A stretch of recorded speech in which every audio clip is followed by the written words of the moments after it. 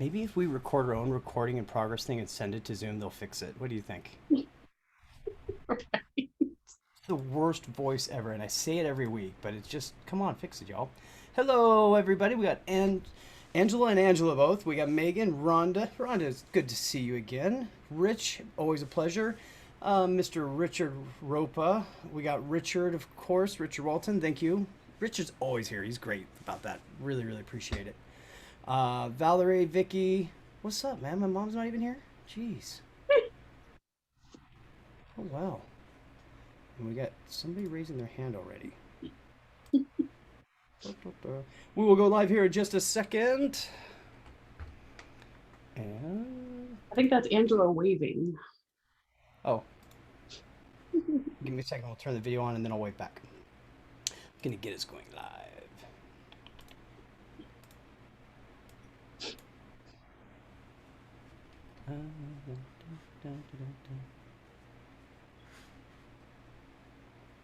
Shh, it's quiet. It's an elevator. People are standing too close.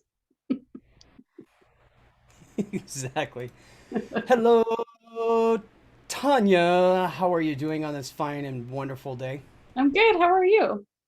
Doing well. Thank you for jumping back in with me again this week. I had to definitely bring you in because, well, so guys, there's a little bit of a story behind the scenes of this app, Scribe, and like how I'm allowed to do an unboxing and everything else on it. So, yeah, I'm a lot sunburned, by the way.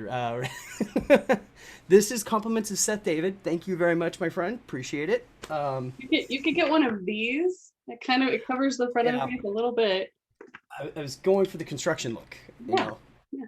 sun-kissed is what we Yeah. like to call it. But anyways, so I'll tell the story about the. I'll let you tell the story about Scribed in just a short bit after we get started here.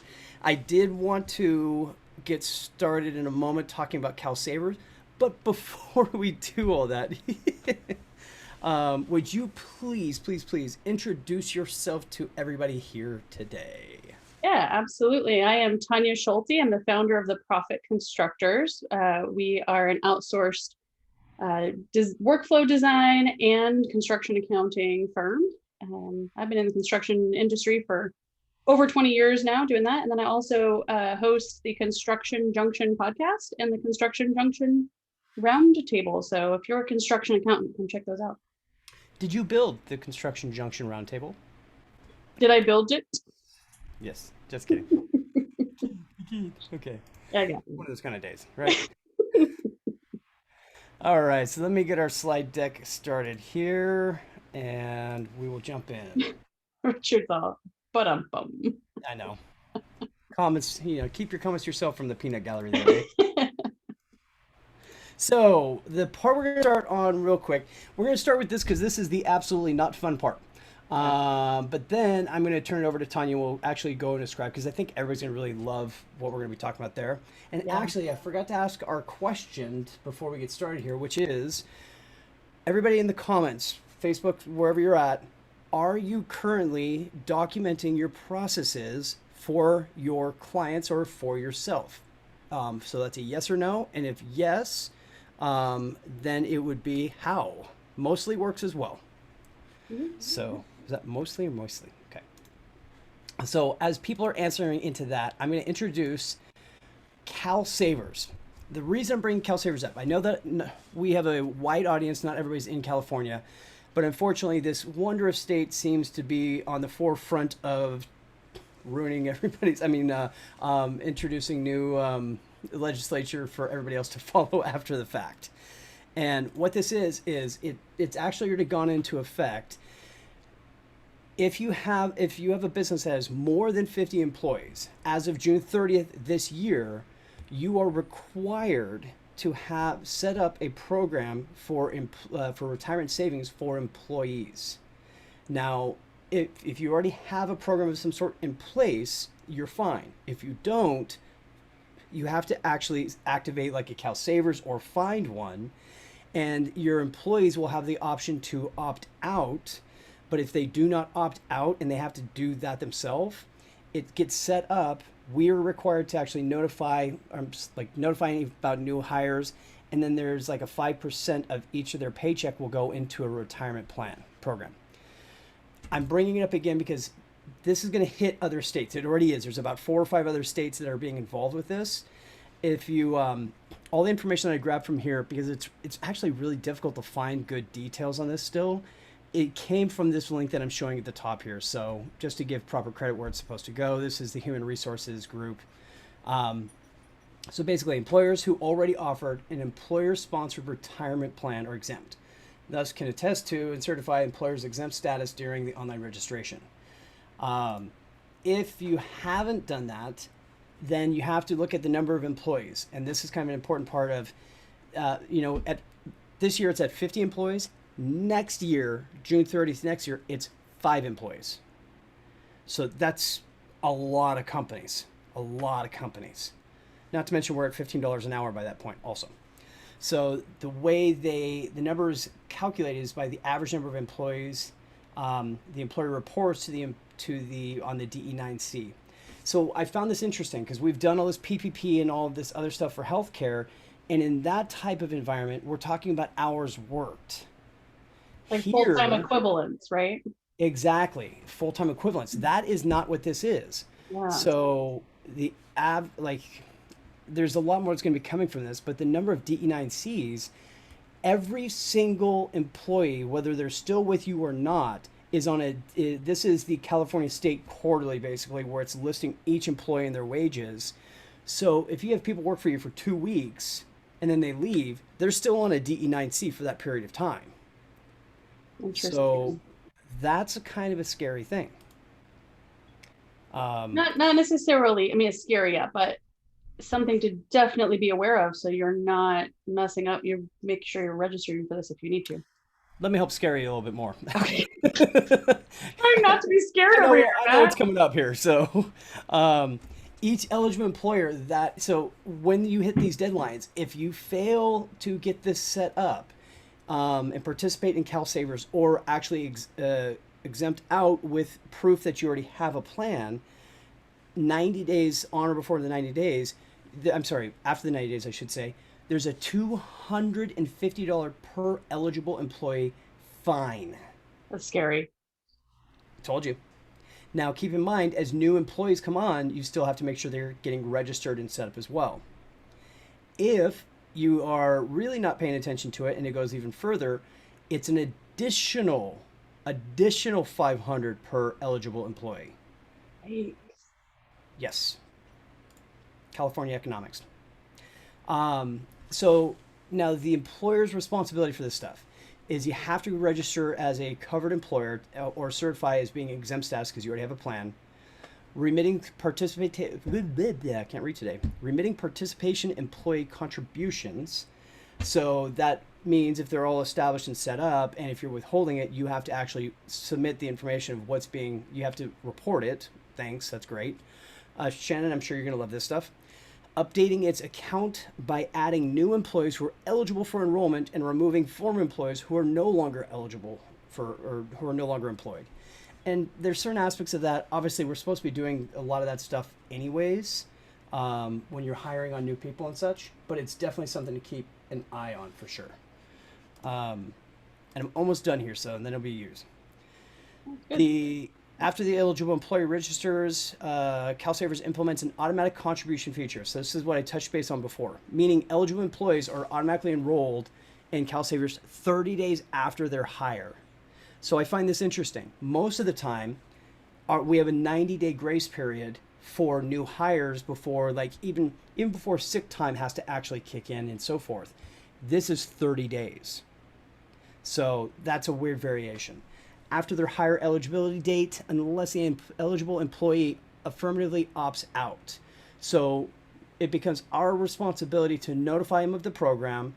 They have to go in, opt out themselves, which, having been an employee before, I know I would forget to opt out. And then all of a sudden I'm going to get my paycheck and I'm going to be like, where's my 5% going? What's happening here? I need my money back. And now it becomes an HR nightmare. Yeah, not only that, but it doesn't change the requirements for remitting and reporting for the employee, for the employer, even if that one employee is opting out. Correct. Absolutely right. Yeah. And once you turn this on, there is no turning it off. I was actually just talking to a good buddy of mine, Dustin Baxley. He's going to come on. I'm working with him. He's got to get approval through his company because of how he can legally talk about what requirements and so forth. He works for a company, Edward Jones, but Mhm. he's going to come in and join me one week to kind of give a little bit more detail and other options because the CalSavers program, the concern is it really the best place to be investing the money? Um, I don't know that I like the politicians in our state running with our retirement, but anyways. So I will say, so Vic is saying, and they wonder why companies are deserting California, punishing employers for providing jobs. Yep. Yeah, I agree that it's punitive, not incentivizing.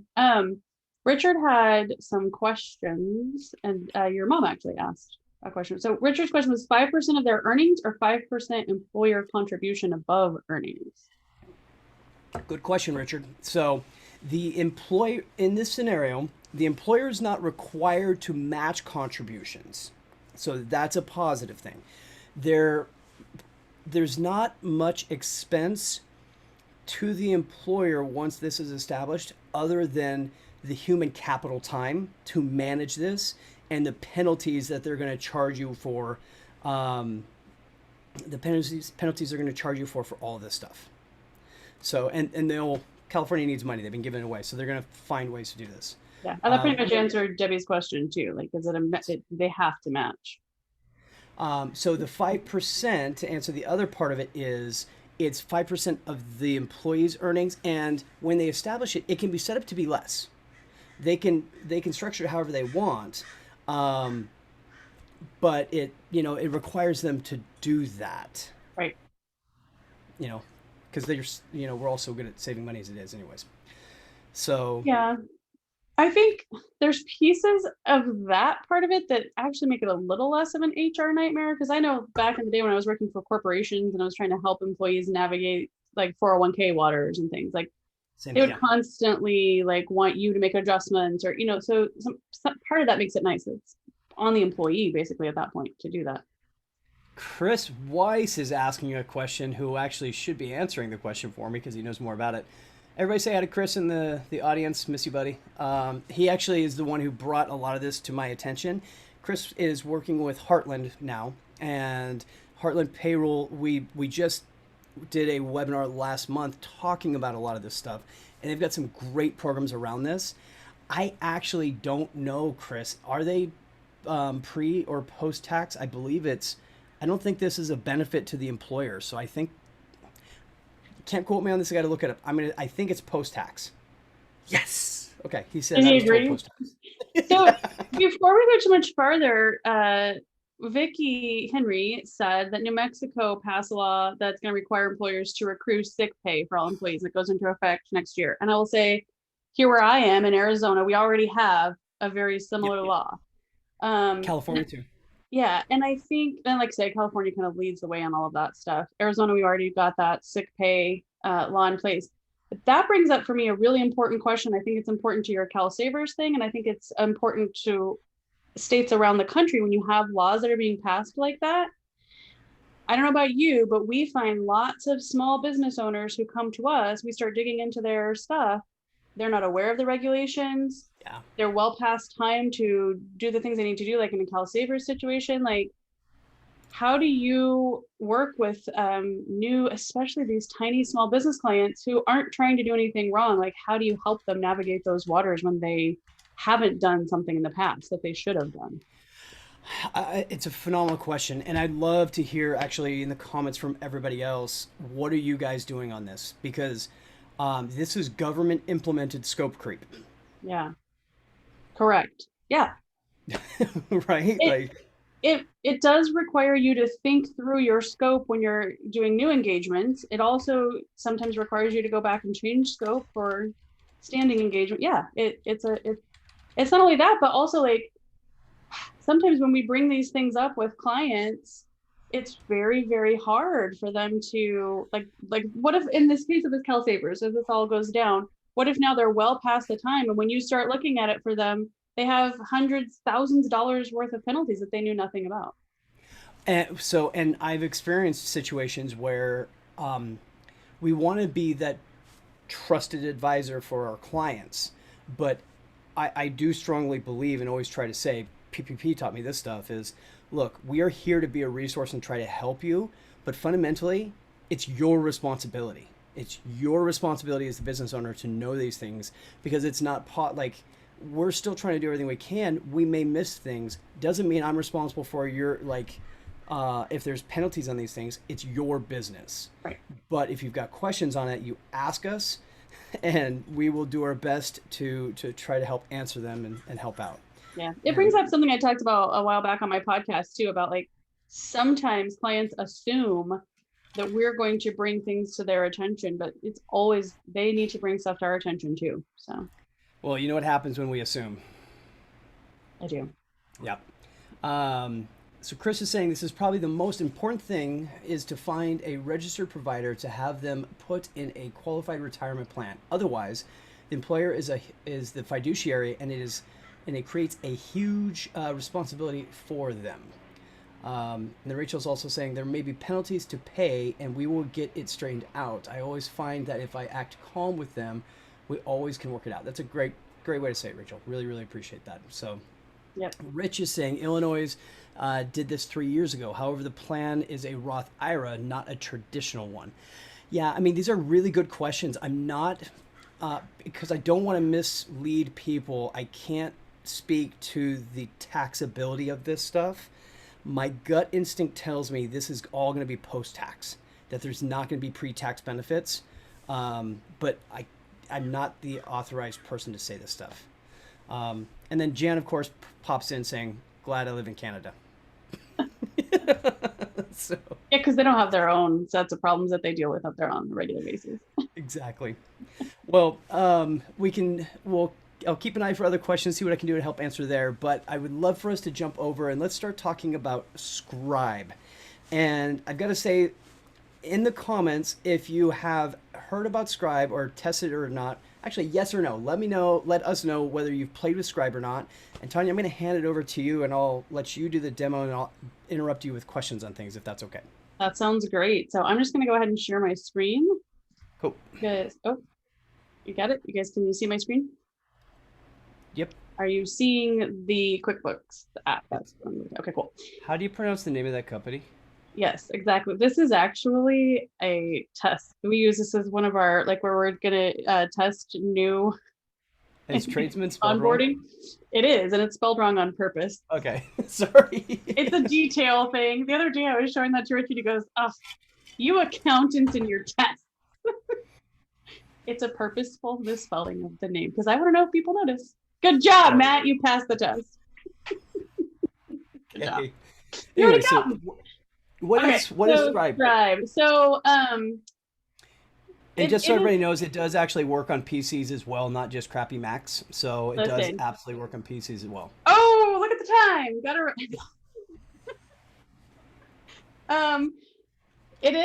It is an app. Okay, Scribe is an app, and there's actually two different ways you can use it. You can use it as an extension on your Chrome browser, or I'm going to pull this over. I'm going to just kind of show you.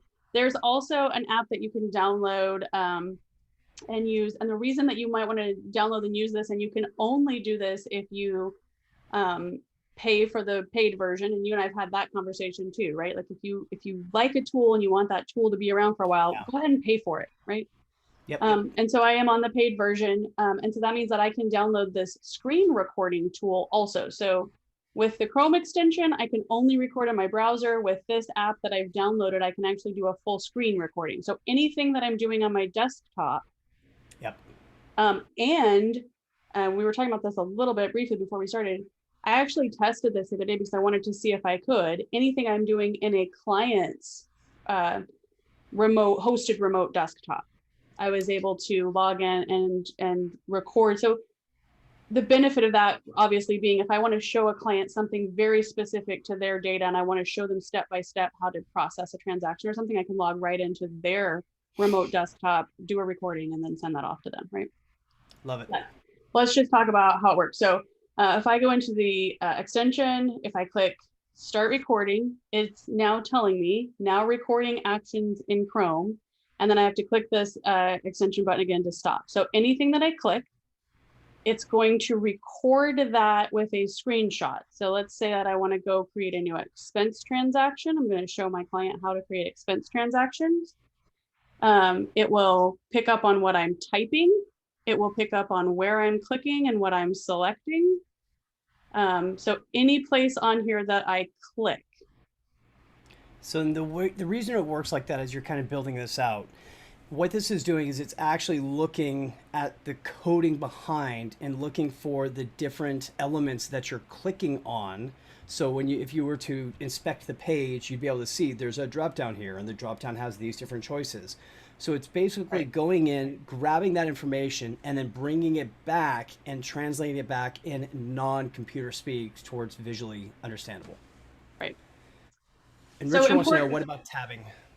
Yeah, I'll talk about that in just a second. I was also going to just point out, like when I picked a vendor here, the settings in my QuickBooks Online are pulling up. Last payment or last expense. Exactly. And so because of that, like in this Scribe recording, if I didn't actually click anywhere, it wouldn't take a screenshot of anything that's already been filled in, right? So a great point. So like clicking at least to the tab description or something, so you would get the visual. Right. Okay. If I wanted to take a screenshot of any part of the screen, I have to actually click somewhere around there. Okay. And then this is what Richard was talking about. So like let's say that I go ahead and pick a category and then I hit tab. It's not going to record another screenshot. It's just going to, because like I said, it's recording everything I type. It's literally just going to say type tab. Okay. So every time I'm just hitting tab, it's just going to tell me to hit tab, unless I want it to record a click. And then in that case, I have to physically move my mouse and click, right? Okay, so then I've got a question there is, if you click into a field, but then you type in an answer, when does it take the picture? It clicks as soon as you type. So the field would be empty, like if I did the top one and then I automatically went and clicked something below, would it not capture the fact I put a name in there as an example? It wouldn't capture that, but it will capture it on the next. So like in this case where I'm entering things all the way across, right? Yeah. It's going to capture it on the next screen, which brings up something interesting that we'll go play with in a little bit. You can actually combine steps. And it almost makes like a little video of steps. So you'll see those things kind of getting filled in if you do that combined step feature. So let me just go ahead and save this. Let's hit save and close, and let's go take a look at the Scribe we just created when we created an expense. So when I said to stop recording, then it automatically within my browser just opened up a new tab and took me to the Scribe that I just created. And then it's telling me, because there are some permissions available in Scribe. So right now it's telling me, right now I'm the only one that can see this Scribe, which I like. And actually when I first started using this, it wasn't doing that. That's something brand new that they just started putting in. And I think it's based on some feedback that I and some other accountants have been giving them about how we want there to be more privacy controls than there were when I started even using this just a few weeks ago. Yeah, so I mean, you said you already talked to them and they're pretty responsive, and it's a growing company, right? But they're responsive and updating things, which is the most important thing about any app, it seems. Oh yeah, absolutely. So really quick, I'll just point out, see this little thing where it says Scribe can automatically combine similar steps into animations. So if I hit combine, and there's two different ways to do that. I just told it, pick the steps you assume are similar, Scribe. I also could, over here you have this little select multiple, I could select exactly which ones I want to combine. Okay.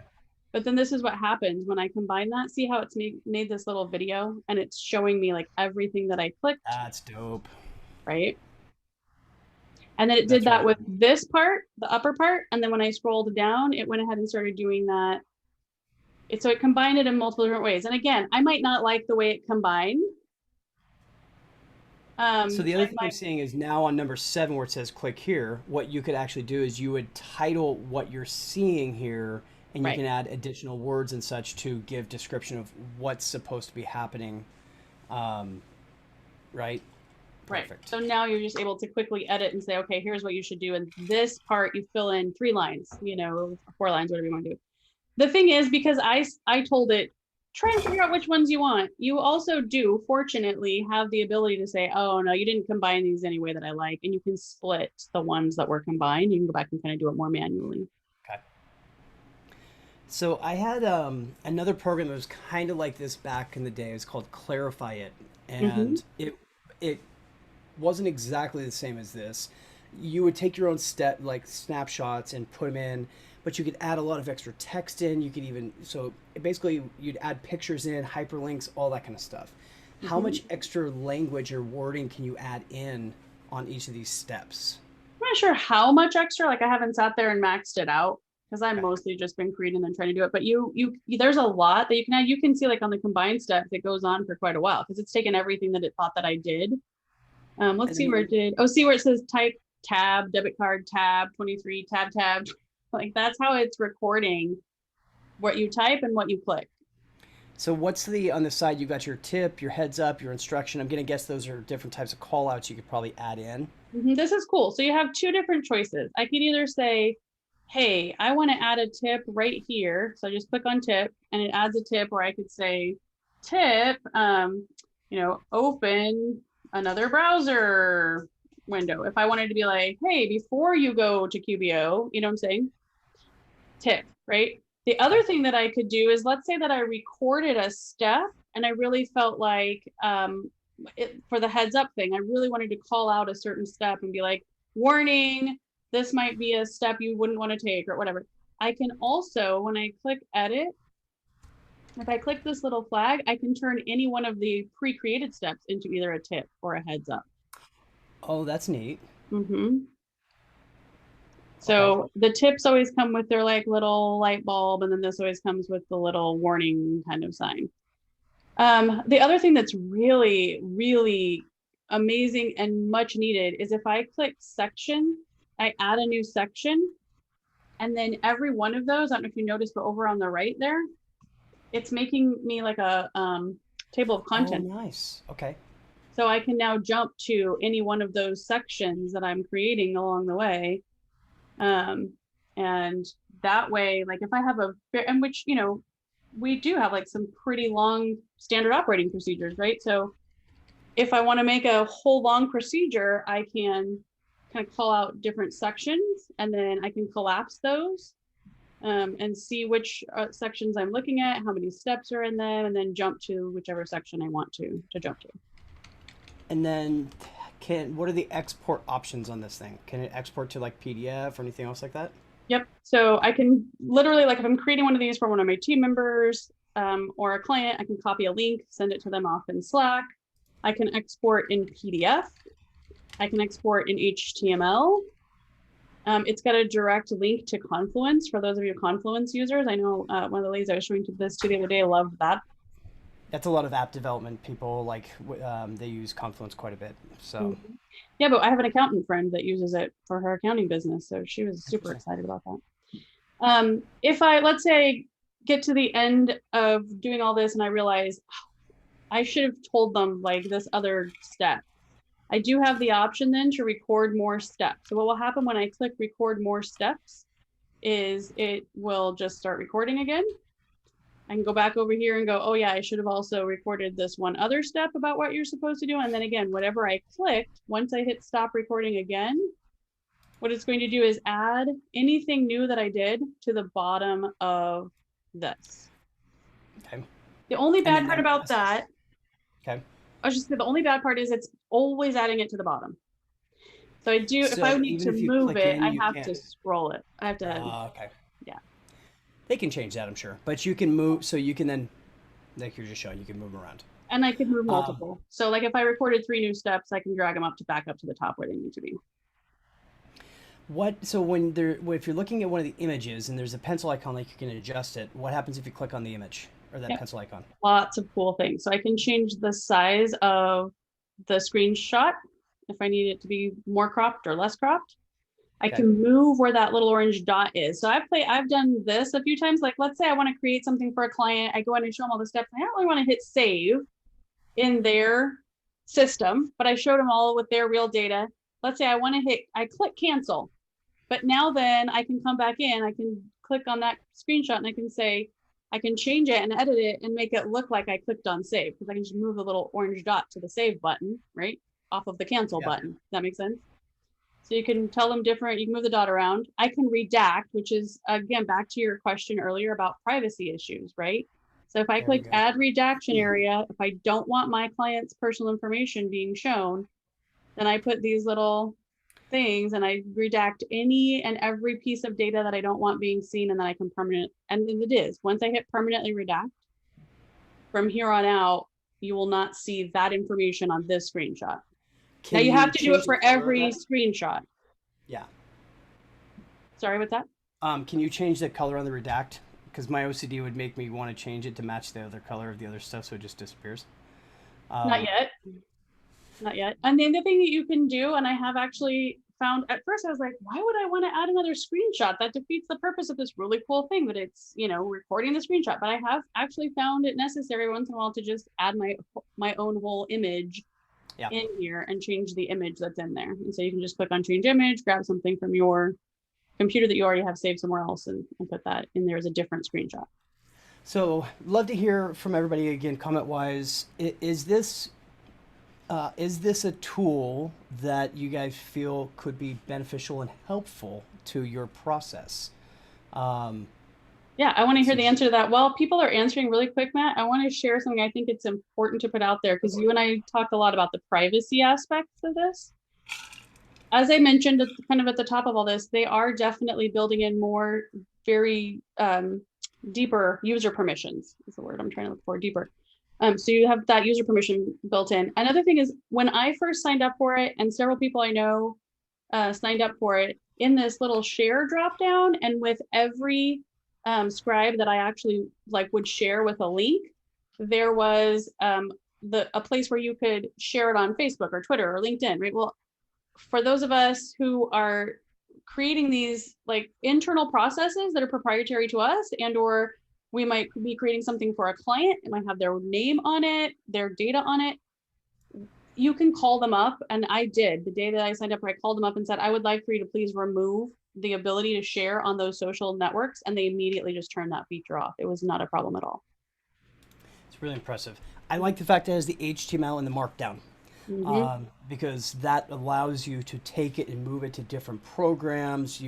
You could use this to capture stuff and then take it and move the images, everything else, into a process street, and have it to where now you have this whole checklist concept with the visual tutorials of the different steps and such into it. Yeah, and cool with the HTML, you're not even just moving the wording. If I download a PDF, I've got the wording, but with the HTML, I've even got the animations. Yeah, that's move it all around to different places. So yeah, I think to your point, I think there's layers to the privacy issue, but they immediately heard a few of us that spoke up to them in the accounting industry that said we've got to have definitely a lot more ways to lock this down from a privacy standpoint, and they've done that quickly.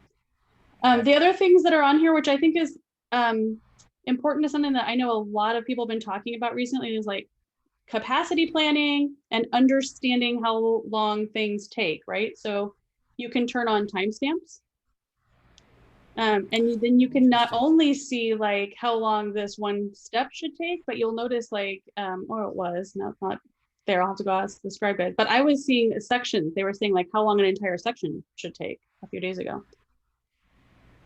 Okay, so in a section, if you add, how do the comments work as well?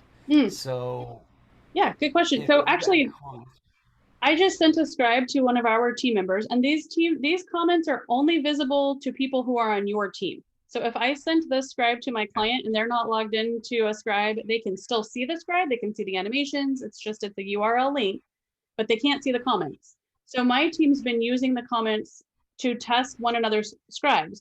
So I will create a Scribe, send it off to one of the ladies in my office and say, can you please do this and give me some comments for anything that I missed or that needs to be clarified? And then she's making little comments back to me I didn't understand why I would tab or type, and I can then make an adjustment to the Scribe, but only the team is able to see these comments.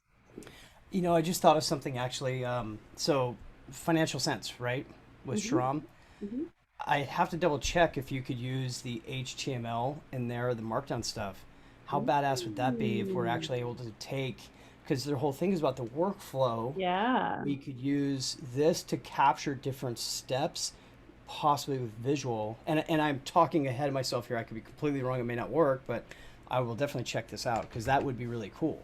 It would be awesome for sure. One of the things that our team has already been doing is we've already started taking the URLs. So we'll just copy the link and that goes right into our financial sense. So it's like, here's your checklist. And if you need to go see the procedure, click on this link and it'll take you out to Scribe to go see that procedure. I think I'll tag Sharam so he can actually see the video and Yeah. Yeah. This um, would be great.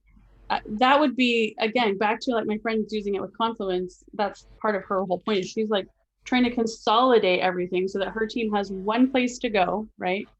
To view everything that they need to do. Some of the other, like, I'll tell you, there's some things that I don't love. And again, like those, we can all speak up and say to Scribe, hey, is there a way to make this better? If I do hit delete, heaven forbid I hit delete on this whole first section, it'll delete all of those steps and it's not recoverable. oh, okay. Yeah, so I don't like that. Does it actually ask you a second time or is it delete and gone? It does ask you, at least Okay. it asks you. So if I hit delete, it's going to say delete this step. Are you sure? And then I do have to say yes or Yeah, no. I mean that's most apps though, right? Like you Right, can't really expect them to. right. But I will say in larger, bigger apps, I've been like, dang, after I think about it, right? I'm like, I probably shouldn't have deleted that one step. You have to go re-record it, move back. So it would be nice to have it recoverable, but it's not the end of the world. Does the desktop autosave like the online would? So if you're creating steps and such, in some reason, if your Mac was to blow up for some reason, would it autosave it? And First of all, my Macs last for years. I've never yeah, had a Mac blow up. I've had an Android phone that was like, that those were setting on fire, but not my Mac. okay. Yes, it is. So the cool thing is this desktop app is directly tied to that cloud online thing. So whatever I'm recording, it is automatically recording it. I actually did have the need to go and look and see because I had that my computer shut down. He was doing updates and it was out there. So I know the desktop one also had something about process. Can you Mm, pull that back over? What was that? yeah. Um, So, and this is the process map. actually What's that? in both. I'm glad you brought that up. So it's in the desktop app, but it is also available with the paid version. This is really, really cool. So a process map is, like you and I are used to working with workflow and design. So let me just put one of these in here. So let's say that you want to design a whole workflow. What you can Mm-hmm. do is, okay, we have an event, we have a decision, and when then what you can do is put an entire scribe. So like you could say, if this is the event, you get to this decision. If it's yes, go do this scribe. But if it's no, go do this scribe. Two different procedures based on the decision point, right? Okay. So it's a true process map. Now, oh, does it gives you the lanes and everything else? Oh yeah. It's Wow. yeah. There, like we could talk for a couple hours on this. I've played with a lot of different apps that do these kind of things. So that's pretty neat. So that's interesting. Yeah, I don't like I'm looking at this thinking like it's not going to completely replace like a Lucid chart, right? But No way. Yeah. no, but the thing that's cool about this, where it could replace something about Lucid Chart that I've tried to do in the past and I haven't been able to accomplish, is I've wanted to give my clients some things in the past where I think this is exactly the piece of it I love. I want to be able to give them a yes or no decision point at which they can choose one or the other process. And so to have the So written process plus that decision point all in one location is fantastic. this makes me think of like the new 941Xs, and when you're having to try to figure out what part, like, are you qualified or for Right. employee retention credits, right? If you had something like this where you could click on it and you're making yes or no, and then it takes you to the next screenshot specific to what you would do, and then Yeah. yes or no, and you have this huge branching like octopus of tax credits, you could figure out how it would work. No, So, exactly. Like um, some of our clients, we've set them up on a process where they're using HubDoc to do some things. But it's like, is this type of document in HubDoc? Then go do these steps. Is it this type of document in HubDoc? Then go do these steps. Like, is it a receipt or is it a vendor bill, right? And then you just give them the steps for each different type of document. There's lots of ways I can totally envision that we're going to be using the process maps in here. The one thing that I am talking about too, oh look, they already did it. Ha! See, I'm telling you, they're super responsive. The other day I was in here doing a demo and I said, can I share these with my clients too? And they were like, oh, that should be easy to do. Look at that. There's a Can share you click button. open link? So let's see what it looks like when somebody else has it. Okay, that's And they cool. can click right into the Scribe and that goes and opens up the Scribe we're working in. That's really neat. Yeah, I could see a lot of cool stuff with that. yeah, for sure. I so I pulled up another app that I think Scribe is a really powerful tool which actually you could take the information you create with Scribe, and I think that, at least for now, would get moved into other types of apps like a Process Street, or another one that I've recently seen is called WayBook. Hmm. So I'm going to steal the screen share, and Oh, I've barely played with it. It was an AppSumo lifetime deal. I'm a huge AppSumo, cheap freak. I like to get stuff for those lifetime deals. Um, and what this is, the concept is basically trying to document out your standard operating procedures. So I could see where using something like this, where you start having the details in. Why is it? Hello. I'm getting it's holding up on me because I made fun of Max earlier. yeah, exactly. So, anyways, like this is a template one that they had in here. You kind of go through and you set up these different steps that you'd have. You can put video stuff in. You've got different chapters you'd go through, extra text, everything else. Um, so it becomes like a whole like standard operating procedure employee manual for a company, Right. if this kind of makes sense. So you add Totally. it, subtext, so forth. I could see where using Scribe and then taking it and putting it into this would be great, Mhm. because one of the other things it lets you do is you can assign it to specific people for like your employees, and you can see if they've gone through it. So if you have new hires, you can make sure. Makes me think back to my Jack in the Box days, where my very first, day, 2 days on the job, you go in the back and you have to sit there and watch a VHS. Yes, it's Yeah. a VHS at the time, and on this TV, and watch everything and learn how you're not supposed to cut off your own fingers and such. Right. This is the newer iteration of something like that. My daughter just got her very first job. She's working at the city pool where we live, and they had her watch a whole video about how she's not supposed to accept bribes. She's like, a 16-year-old cashier at the city pool. She's like, if someone brought anything into our office and told us it was a bribe, I would probably be worried that they were trying to do something nefarious in our city pool. Like I would run. She's I would have probably tried to bribe my way out of having to actually watch that video. like, right? Pretty certain on that. So Yeah. No, a whole lot. I like that idea. The cool part about putting that's the thing that we're trying to figure out right now. Like I said, we're already using Scribe. We're putting our Scribe links out into our Financial Sense, but there's so many more ways that you could take Scribe. It's a really amazing product. Very cool. Well, I put a link in the chat here as well as in Facebook over to Scribe How. It's just a shortener. It's not a direct affiliate or anything else like that, but just to try to make it easier, because their website is. This is one bit of feedback we gave them. Hard to find. Called Scribe, but there's a lot of stuff out there called Scribe. So it's scribehow.com.